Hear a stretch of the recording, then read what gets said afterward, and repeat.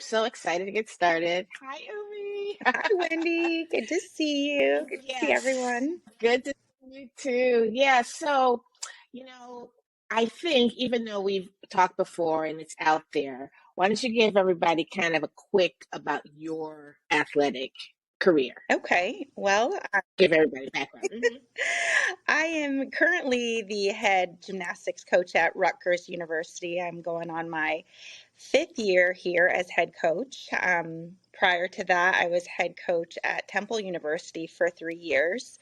And then prior to that, I was an assistant coach at Rutgers for 4. So this is my second go around at Rutgers, but I've had the opportunity to come back to be a head coach, so I'm excited about what we have done over the past 4 years as well as what we plan to do in the future. Myself, I was a collegiate gymnast at West Virginia University, so I competed for 4 years there on gymnastics scholarship, and I was a club gymnast at Hills Gymnastics in Gaithersburg. So I've had a lot of years in the sport of gymnastics. Yes, so that is amazing. Now, with all those years in gymnastics and we're calling this champion sports mom, how come your girls aren't gymnasts? I often wonder that why that ended up being that way.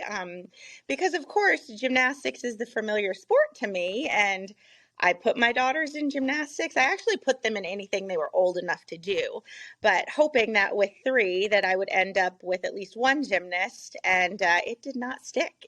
Gymnastics is a sport where you love it and you keep doing it, or you find something else, and it just was not for them. And I just wasn't the mom to say, you have to do a sport because I did it. I wanted to find something that was a good fit for them, that they really love, that they were going to thrive in. So we tried it all. Gymnastics was just one sport that we tried, but we really did try them all. So they soccer, of course, track. What other ones did they Oh try? goodness. So as soon as they were old enough, we were doing mommy and me swim class at like 6 months old. So I was going to get the kids active and moving even from the time that they were babies. So we did swimming. We did gymnastics when they could start crawling. So it was the mommy and me gymnastics. And then they went through to the pre-team with that. At 3, they started soccer. We did softball. We did lacrosse. We did competitive swimming. Goodness, what else? I feel like I'm missing a sport. Track, what they ended up sticking Right. with. We started track at 5, 7, and 9. That's how old the girls were when they started, and it was something that they continued to do. They did tennis camps as well as, and also basketball camps. So those are 2 other sports that we added in there just to kind of expose them to it. But it wasn't something that they were begging to go back to. So we liked the exposure, but we left it to them to decide what they were going to continue with. Oh, and there was golf in there too. My Oh, that's oldest really. did golf in high school. Oh, wow. So this is interesting. So I know a lot of parents ask, let's say you're trying sports, right? Mhm. Which I think exposure is a really Right. good thing. So do you kind of have a rule like you have to finish out the session or the semester or yeah, how did you approach that? Yes. So we never quit what we start. If we enroll in the year, we see it through and then we reevaluate if it's something that we want to re-enroll in or if we want to try something else. My rule is that you have to be doing something physically active. They never have an opportunity to not do something that's good for their bodies. So of course, we focus on school. That's something that is a constant, but so is physical activity. And it didn't have to be something competitive. It could have been something that was non-competitive, but they had to do something that was physically active, and we let them have that choice. And really our trade-off was we did not allow our daughters to have cell phones until they were in high school. So of course we were the toughest parents on the planet because everybody had cell phones in elementary school, and we were saying, we're not those parents, so this is something you have to earn. The one little caveat was if they got straight A's in middle school, then they could get it in middle school. So my youngest was the only one that was able to get it in middle school. The oldest two ended up getting it in high school, and the deal was for them to keep the phone, they had to continue doing something physically active, because otherwise they wouldn't need a phone because they would be in the house. So that was the choice. It was stay physically active to keep your phone, or decide not to do something physically active and you can give it back. So of course they weren't giving it back there. And they're very competitive kids too. So it really wasn't that hard for them to continue to stay physically active. That is interesting. I have to admit, that's the first time I've heard that one. I really do. I'm always trying to get kids off their phones, and you're trying to hold off, but I think that's a really good one. That's really interesting. So as they were doing all these sports, because this is interesting, and I think staying physically active for sure, but how do you deal with, now they're in track and they're in the sport that you didn't, you weren't a track athlete, No. right? So how did you manage that? Because, having them do a different sport that you didn't do. I really actually liked it, because I felt the more I knew about the sport, the more I would want to insert myself. And I think as parents, sometimes we fall into that trap of wanting to critique things, even though it's for a good purpose. You want to try to encourage them along, but sometimes I feel like when we know a lot about a sport, then kids can sometimes feel as though they're not either living up to the expectation of what the parents already know. So for me, I think it is easier to not have a knowledge of the sport, so I could just be the mom who's going to support and cheer. With gymnastics, it was really hard for me to sit back in the waiting room and look at what they were doing and not correct it. Or I'm sitting here like, oh, why don't they correct that? I know that they need to correct that. And then have to drive home and not say something because I was letting the coaches, manage what needed to be done. In those scenarios, I would say that I waited for them to ask me for help when they were doing gymnastics. With sports like track and soccer, I don't know anything about those sports. I'm like, you look like you were playing really well. You gave a great effort. And those are the things that I say because I just don't have a knowledge. And I think that I probably could dig into finding out the rules of those sports, but I'm pretty comfortable in the role of just being that support person that takes them to practice, asking them how it went, how they felt about it, and and that way it's completely in their wheelhouse. They're in control of what they're doing, and they don't feel like there's any pressure from me as mom, other than to just encourage them and tell them they're doing a great job. Now that's interesting, and that's really great. And you said like to keep the pressure off, because in the last, I don't know, 10 or 15 years, there's been a lot more pressure from parents with their kids, putting them in youth sports, right? Sometimes it's the cost of it, and they want to, I don't know, they're paying a lot, so they're expecting a lot. But your take on it was really more from the side, and I know parents really want to get more involved. And let's talk about one thing. What about coaching? So let's say that in track, which you're not as familiar with, did your daughters ever come and say, I'm not feeling this coach, or he or she is not giving me what I need? Yes. And I think for me, it is a little bit different because I am a coach. So I know what it's like to be a coach. And I also know that you do want your athletes to be able to communicate with you. And me at the collegiate level, the parents are not the ones that I want to be hearing from. I want to be hearing from the athletes. And so that's something that I really encourage my daughters, even from the time they were little, was to talk to your coach, communicate to your coach that, no, I'm having trouble with this. Is there something that you can help me with so I can figure this out? And I really armed them with a toolkit and gave them talking points so that they could go to their coach and say, this is how I'm feeling. This is what I'm struggling with. Can you help me? Because I really wanted them to know that, yes, I supported them and I understood that they might have been having challenges with their coaches, but I wasn't going to be the parent to fight the battle for them when it's their sport and it's something that they love. Because I have seen parents do that. And I think you're hindering your child when you're not giving them the ability to at least tell their side of things coming directly from them. And I think that's how you get your children to grow and to mature and be able to advocate for themselves.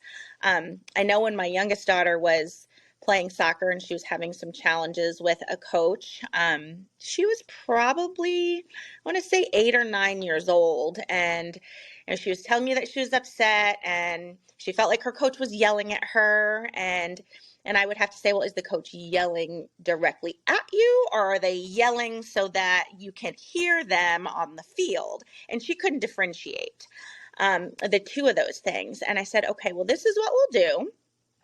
I'm going to have you talk to your coach and I will be there. I'm going to be there to support you, but I'm not going to be talking to your coach. You're going to talk to your coach and you're going to say, no, it bothers me when I feel like you're yelling at me. And of course, she was the most nervous to be able to do that. And I was like, I can't do this, Mommy. I can't do this. I'm like, yes, you can. You need to be able to tell your coach how you feel. And they're going to respect the fact that you came to them and said, no, these are what I'm feeling. These are things I'm having difficulty with. Can you help me? And you're creating that dialogue. And I think when we ended up having that opportunity, of course, she was telling me, Mommy, I'm not prepared. I'm not prepared. And I'm like, well, we're going to do this. That afterwards, when we had a conversation, she realized that her coach didn't realize that that was affecting her. And now he knew. And then she felt good about herself for being able to have that conversation with her coach. And after that, I've never had to go back and talk with her and a coach. She's done it herself. So I think it's really important as parents to really arm our kids with those tools so that they can communicate with their coaches, because yes, it's a sport that they love, but they need to also be able to tell how they're feeling about it so that they can work better with their coach and enjoy practices and feel like they are growing in the right direction. Do you think, or have you ever had to deal with a situation where it really was time to change a coach? Yeah. So I can say, just from being a coach myself and having observation abilities and know what good coaching is, and whether it's a sport that I'm familiar with or not, you know good coaching. Watching a coach not really interact with the kids, just kind of let them go and be free and be on their phone. He's on his phone during the practice, and at meets not really help them to be able to develop ideas or plays. Yes, I have moved my daughter from one organization to another, and then also telling the owner that these are the reasons why. Like, we liked the organization, you switched this coach in my opinion, I felt like this coach was here to get an additional paycheck rather than develop the kids within a sport that they love. And the owner definitely respected that. We ended up leaving along with several other kids, and that coach actually didn't last longer than a year after that. So I think it's very important to also be able to observe and see what's going on, because I think that you can trust your gut in knowing whether something is going to be beneficial for your child or something that is hindering them. So what do you do in a case where the parent thinks the coach is not really paying attention to the child or giving them like enough playing time if it's like a team sport? And that can be, that's a tough one. It is a tough one, because you do have some parents that can be a bit overbearing, and maybe their perception of things is a little different. And I would say in that scenario that I would hope that the coach would be able to explain, this is how we do things. This is the process that we go through. These are the benefits of the way we do things. And then it would be up to the parent to really judge the situation and feel as though, yes, that is an adequate response, or no, that's an excuse, and I'm not feeling as though this is something that is working well for my child. Okay, no, that's good. I think the other thing that you did, which I think is good for parents to know and moms to know, is that you talked to the organization. Like, you just didn't like zip out. You're like, I'm out. Even other parents didn't just like turn around and leave. You kind of gave some feedback or reason or heads up or Right. something, right? Yeah. I think that makes a difference to either make the situation better or actually tell your child that if you come against something, you should be explaining it before you leave a situation, Right. because yeah, it's not moving that way. So what over the time? So tell me about your daughters. We've been talking about them. Explain the age. They're kind of soccer and track at this point, but give a little background about them. Yes. Okay. So my oldest daughter, Amira, is 19. She is a sophomore in college, and she is on the cross-country track and field team at Georgian Court University in Lakewood, New Jersey. So it's a Division II university, small school, but it was a perfect fit for her. And I think going through the recruiting process with her, it was definitely interesting because it's a sport that I'm not familiar with, the recruiting aspect of cross country and track and field, and then navigating through COVID was also very interesting because of our state rules about leaving the state. So that was a fun experience. So she is a cross country track and field athlete. Prior to doing cross country track and field, she competed in tennis her freshman and sophomore year in high school, as well as golf. She was the only female on the golf team at her high school, but ultimately ended up landing on cross country track and field to pursue in college. She was able to get a very nice athletic scholarship as well as merit scholarship that really helped to balance out the cost of her attending a private university. And then I would say, go ahead, Wendy. Go ahead. No, I want to hear about the next daughter. My middle daughter is 16, so she will be 17 in January, so soon. She also is a track and field athlete, but she is a heptathlete. So she does multiple events in track and field. She actually just committed for track and field at Rutgers, committed early as a junior. So she got a scholarship offer pretty early on to pursue track and field in college at Rutgers. So she's excited about that. But she does high jump, long jump, shot put, hurdles, the 800 meter, the 400 meter, the 200 meter, and javelin is new for her. So that's something that she's going to have to work on to do heptathlon in college, but she's excited about the potential of being a heptathlete. And she also played field hockey for a number of years. This is the first year that she decided not to play field hockey and focus primarily on track. But she was also a two-sport athlete. And then my youngest, she is 14. She's currently finishing up her soccer season, but she is a middle distance track runner as well. So she's shifting from soccer season into indoor track and outdoor track season.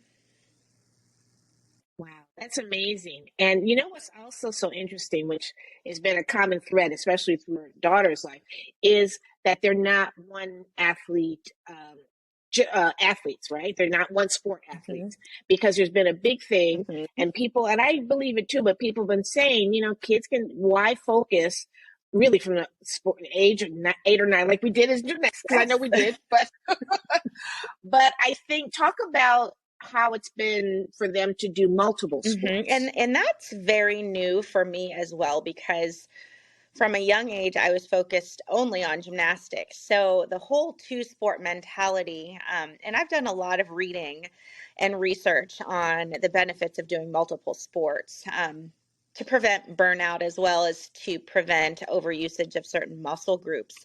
So I would say that, of course, the fall was always the most difficult for us because we were juggling 3 different sports. We were juggling soccer with the youngest, field hockey with the middle, and tennis with our oldest. So that was a challenge, getting them to multiple practices until my oldest could drive on her own.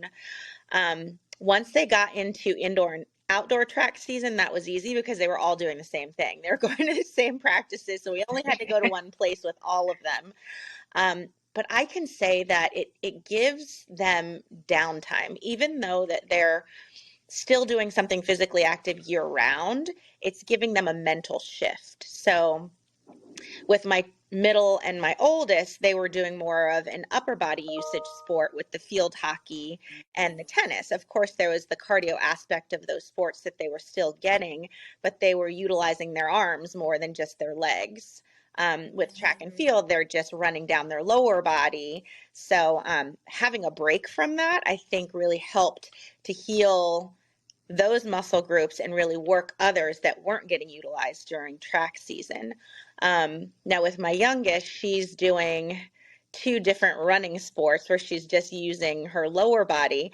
But even in soccer season, I've even found that she has a different run for soccer than she does for track. So they're working on different skill groups, even though it is running.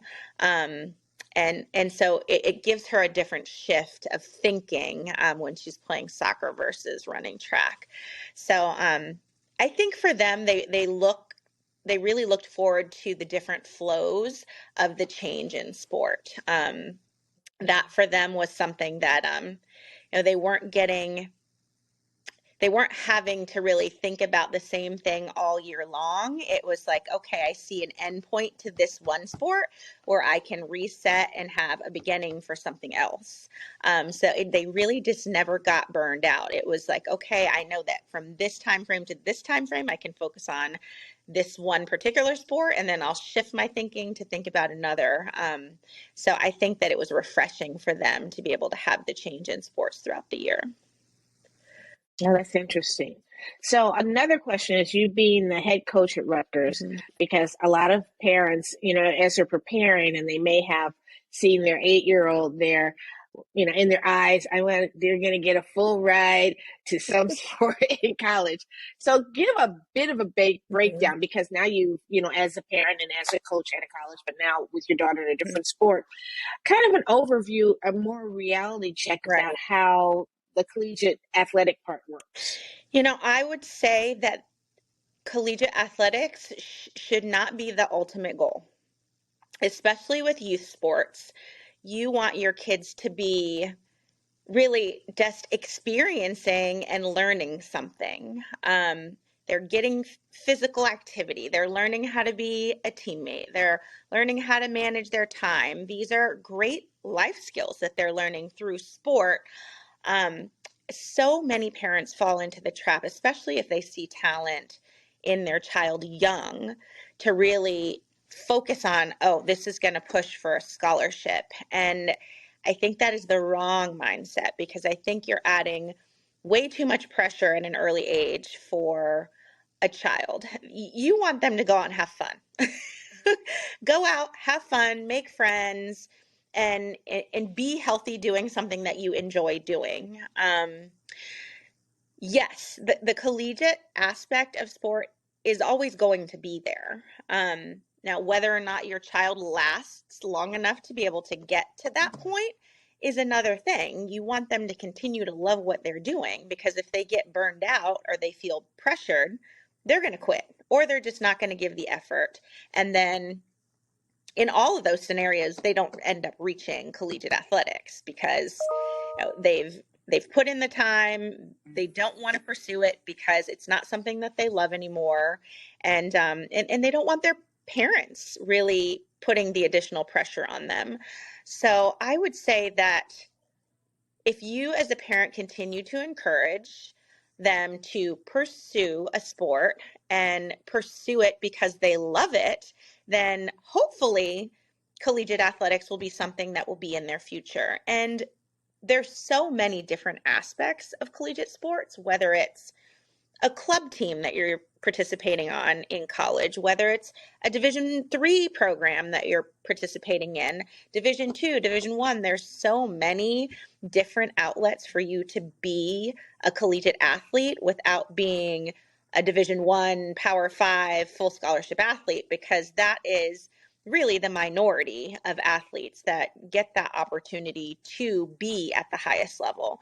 But of course, with being at the highest level, that's the ultimate pressure that you're going to end up getting. So knowing that if that's what you're pursuing, then you're pursuing something that is going to be high paced, it's going to be high pressure, and it's going to be very structured where you're going to have to want that. And some kids don't. And yeah, I would say with my oldest daughter, with her choosing Division II over Division I, she herself said, I just don't want that pressure. I want to be able to run in college. I want to be able to enjoy it. I want to be one of the better ones on my team because I know I'll thrive if I'm one of the better ones because I want to continue to set that pace. And she had said herself that if I'm on a Division I program, the expectation is going to be high. I might be struggling because my times are not matching up with the times of the top athletes on this team, that I will probably end up quitting. And I respected that. Wow. And being a Division I coach, you have to be able to listen to your kids when they're telling you that that's not what I want for myself. I do want to have a taste of college athletics, but I don't want it like that. So, and then there's the Division III where it's kids that are doing college athletics for the love of the sport. There's no scholarships that are offered out in Division III athletics, but you are still getting the experience of being on a team, traveling, competing at a collegiate level, which fits in very well with what a lot of kids are looking for. So there's so many different aspects, but as a parent, being open to what it is that your child really wants. And having that experience with my oldest daughter and her telling me, and it took some time for us to sit down and write a whole list of things that she was looking for and what she wasn't looking for to land in that spot. But having those conversations and really listening to what they're looking for so you can help navigate and guide them in a direction where they are going to fit in a place where they can thrive and really enjoy.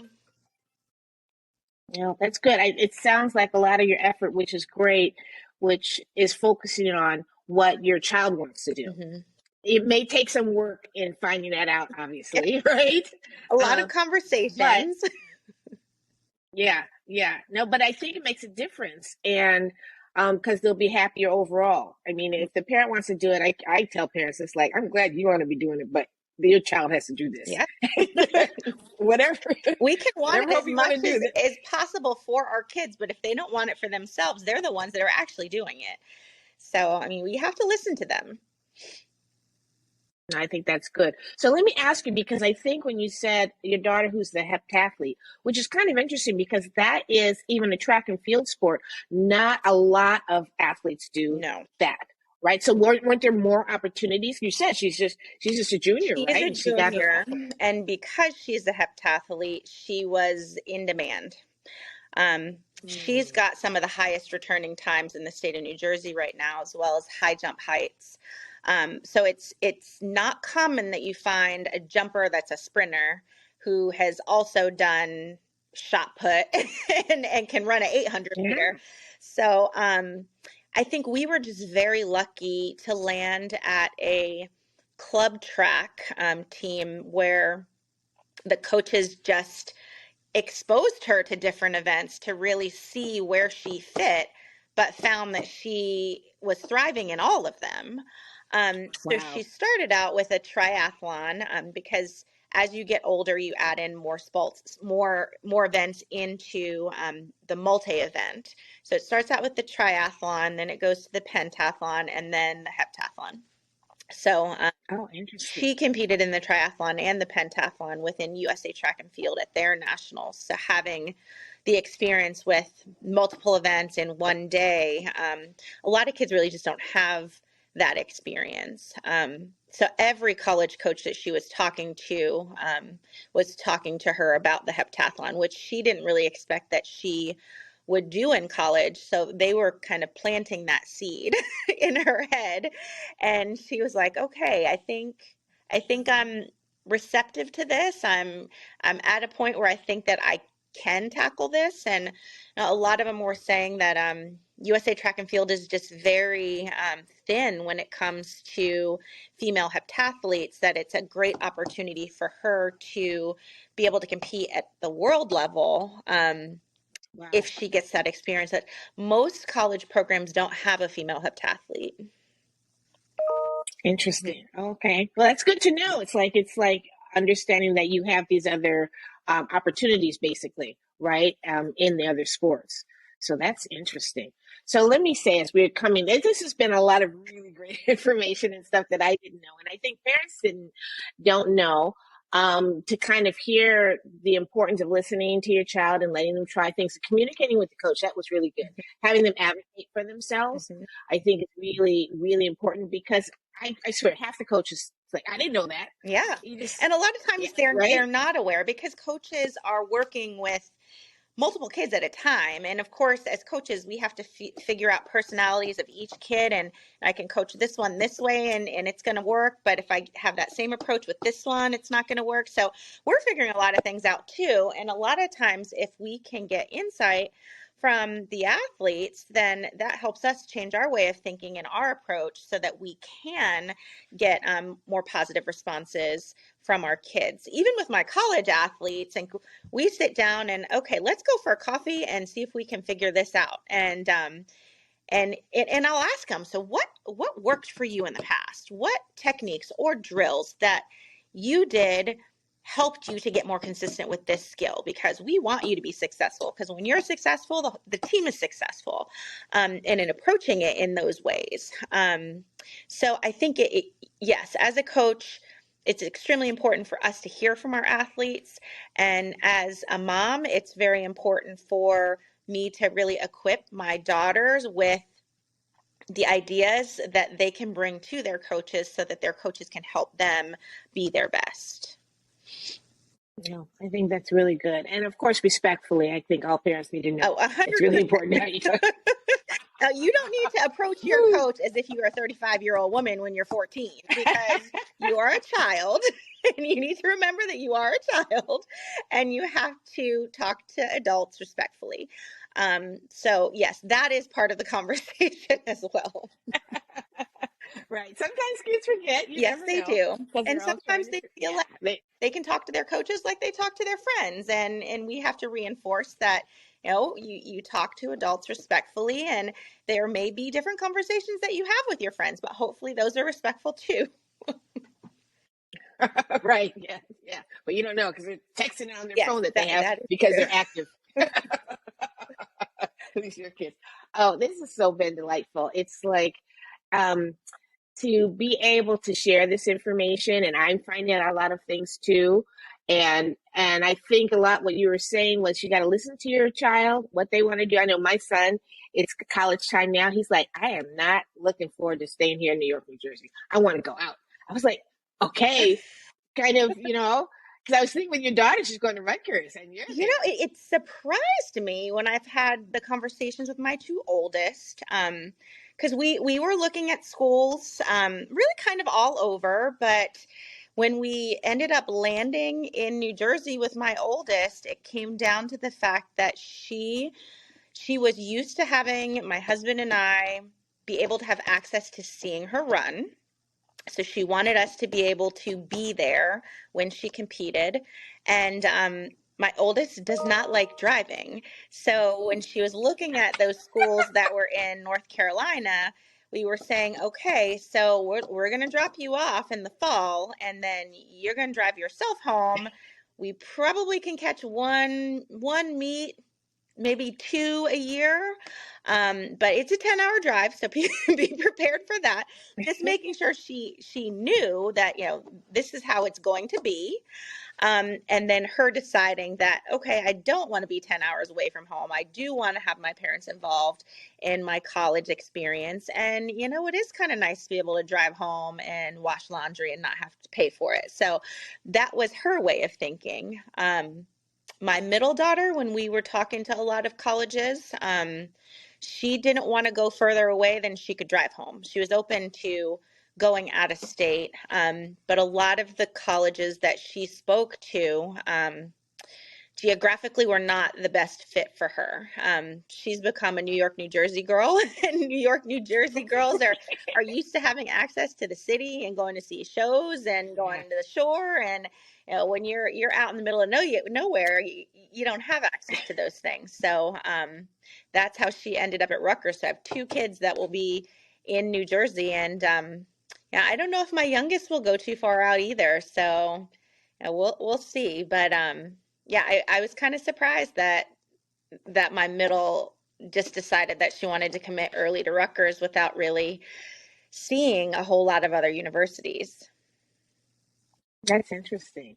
So as we close out, do you have any other thoughts for moms of kids that are doing sports? Because it's as athletes, it's a little bit easier for us Yeah. because we've kind of been through it, so we know the drill. Uh-huh. But what about parents that are just kind of, going through it new with their children? I would say that one approach is not always the only approach. So the direction that I've gone with my daughters might not be the direction that works for other moms that are trying things out.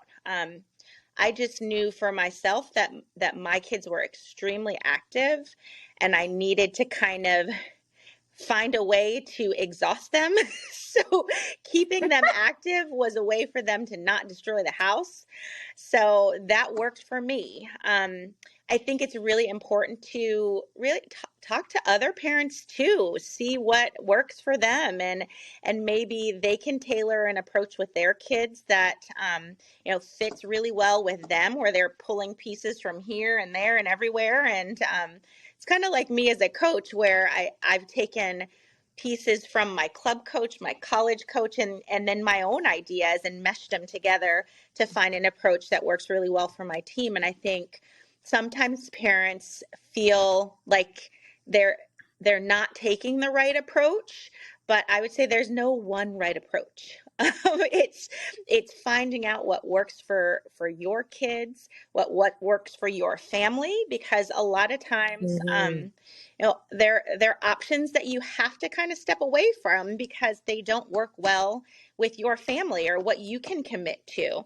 So you have to find what's going to work within your family unit. Like, am I going to be able to get this one to practice 45 minutes away? Or can I find a place that's 10 minutes down the road where I can manage with my work schedule and my spouse's schedule so that we can make this work for the kids? There's so many factors that go along with being able to find ways to help your kids progress within athletics. But it has to fit into the parameters of what you can give. Don't give more than you can give. Because it can be exhausting. You'll exhaust yourself, you might exhaust your resources, and you may exhaust the kids too, which could be good or bad. So it's finding what's going to work well for you and your family unit. And never feel like you're letting down your kids, because as parents, we sometimes want to fault ourselves all the time, but we are doing the best we can with what we've got.